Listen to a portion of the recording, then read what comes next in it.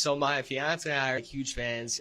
We have a wedding in June, and I want to hear your best advice for like a newly married couple. Gosh, you know, my best advice would be not to listen to anybody, because people, well, first off, I will admit our love story was a little crazy. I met my husband and then we got engaged 18 days later. So fair. We had a little bit of outside criticism, but I knew he was the one. What I would say is to ignore the cultural messaging. People make you so fearful to get married, especially because you're young. Like, what are you doing, man? Like, you got the rest of your life.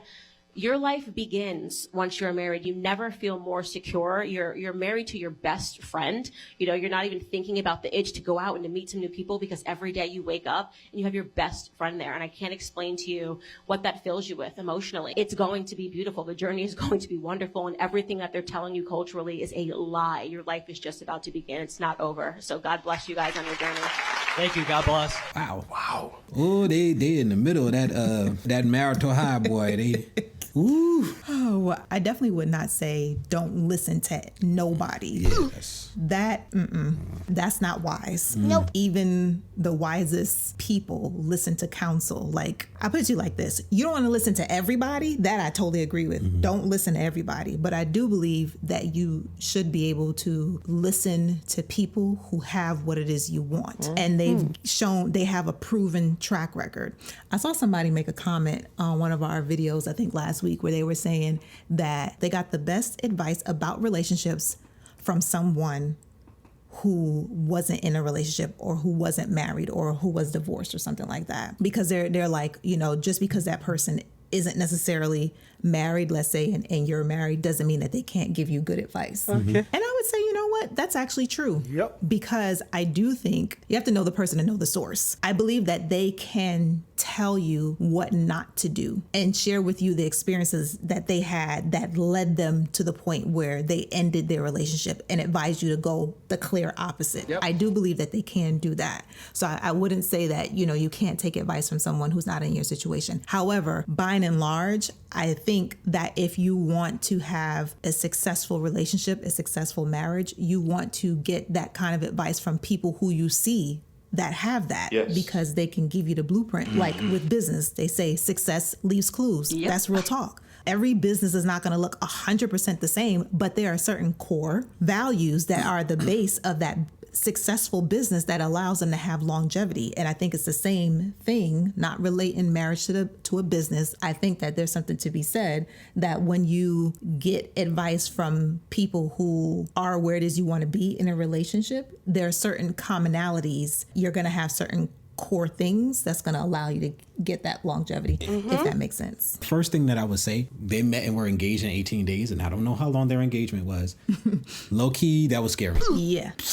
It's okay now. I don't know how okay that's going to be in 5 or 10 years, though. I mean, unless you get very fortunate and you very blessed or lucky, however you guys want to say it. So it's not like dated and engaged, as in I know you, we dated for 18 days. It sort of blew up, but I already knew who he was. Met and engaged. That, red flag. Oh boy, red flag, man. And they dropped a baby like ASAP. Oh my gosh, red flag. And it's because she was ready for that part of her life. Ladies, with people you don't know, they people you don't know. I hope to God that Candace's situation turns out to be blessed and that she has nothing but happiness and joy and babies.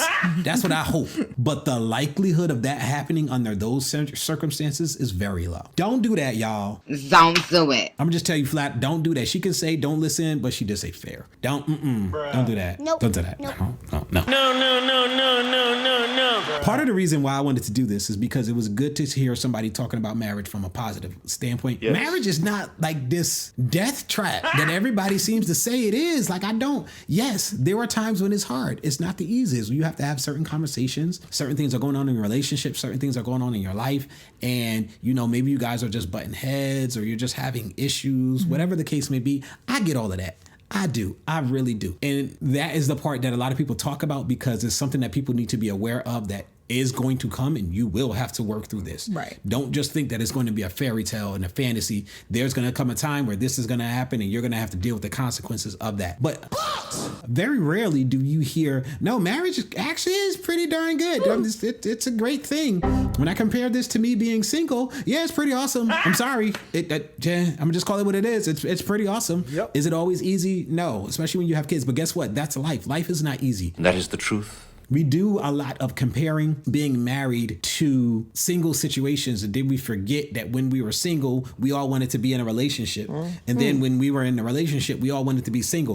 Grass is greener is a thing that happens to us mentally and emotionally because we're human. Yes. It doesn't even matter how much better the situation that you're in is for you. You always wonder if it would be better for you to be in another situation. That is the human condition. It is not something that you can escape. Unfortunately. I Are know. you hearing it for the love? No, I'm not. No, I'm not. I don't believe you. But there are times, no. But there are times when, because of the frustration of whatever's going on in our relationship at that moment, I'll think of, did I choose the right woman? It only takes about 30 seconds. And I'm like, you would have chose that one though? Really? Come on, bro. Let's be honest about it. You want to make a chart? Let's make a chart. Let's see. Let's do a pros and cons list. Or if you would have just stayed by yourself, where would you be right now? What type of life would you be living? Welcome to the party.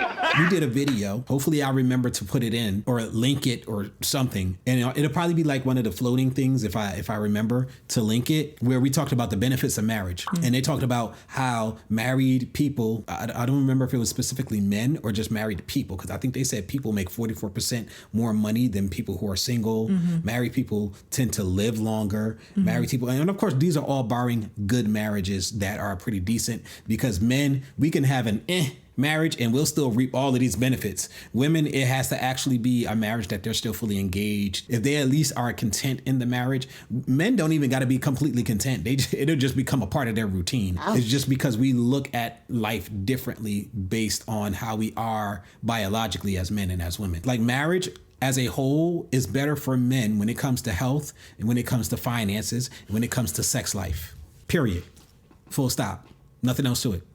That's it. Y'all can bring in all of the caveats y'all want, but being single is worse. Yep. Unless you're a part of that 2% Chad that's banging everything walking and you make X amount of money.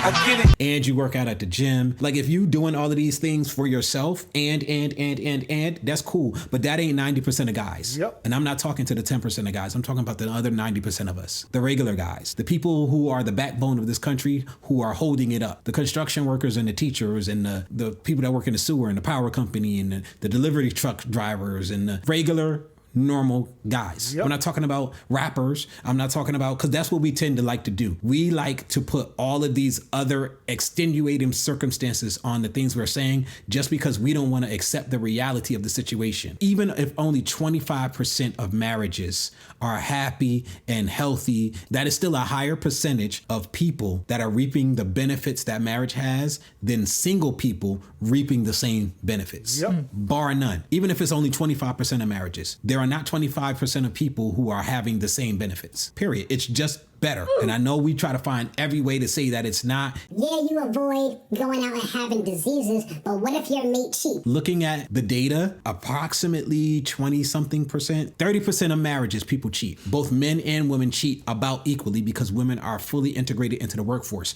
That's still only 25-30%. That means most people in marriages don't do that because most people are not social media stars. Most people are not athletes. Most people are not movie stars. Most people are not all of these extravagant other things, musicians, and most people don't work as strippers, and most people don't work in the industry. Most people are just regular people who work regular jobs. Most of them would fare better in relationships and in life in a marriage. Most of them. Not all. You as a person have to decide, are you one of those people? Are you an artist? Are you whimsical? Are you out here? Do you have a mindset that would be terrible in a relationship? Yikes. If that's you, then you don't need to worry about marriage. If your mind isn't right for it, it doesn't matter, because all you're going to do is waste your time, you're going to waste their time, and you're going to do a bunch of unnecessary damage. But what if they don't know their mind ain't right for marriage? Then they're going to go in there, they're going to waste their time, they're going to waste the other person's time, and they're going to do a crap load of damage, and they're probably going to damage kids if they have them as well. Oh boy. Oh boy. It's just the reality of the situation. Your job as a person is to make sure that you don't marry a douchebag. Your job as a person to make sure that you marry somebody that has the type of core that will continue to persevere through hardship, through trial, that will hold on to you instead of letting you go. I gotta find a person that has this type of character, that won't just walk away, that won't do disrespectful stuff, that won't act silly and stupid. Yes. You only need one. We watched a video where somebody said that. She was like, ain't no single men in church. And he said, single men, come on down, whoever's single. And there was like 70 dudes came down there. And he was like, you only need one. And she was saying there was no single guys. That's all you need. You need one.